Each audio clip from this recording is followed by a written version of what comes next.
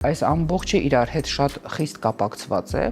եւ ես ուզում եմ, որ մենք այսա շատ լավ հստակ իմանանք, որ սեռական անոթների տրամագիծը ավելի նեղ է, քան սրտային անոթների եւ հետեւաբար աթերոսկլերոտիկ հիվանդությունը բնականաբար սկսվում է ավելի շուտ սեռական օրգաններում, քան սիրտանոթային, բայց մեր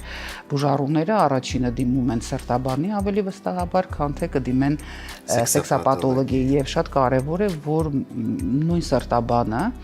անպայման հարցնի ինչպեսին է սեռական կյանքը, որտեղ սրտաբանին դիմելուց միայն չպետք է բավարարվենք սրտային գանգատներով, պետք է այլ օրգան համակարգերից էլ նաև հարցնենք, որտեղ ամբողջ անոթային համակարգը ախտահարված է աթերոսկլերոզով։ Եվ կարող ենք այստեղից եզրակացնել, Տիկին Լամարա, որ փաստորեն սեռական գանգատը տղամարդկանց առաջին ծիծեռնակն է, որը հուշում է կամ կարող է հուշել, որ պետք է անպայման նաև մտածել սիրտանոթային համակարգի վիճակի մասին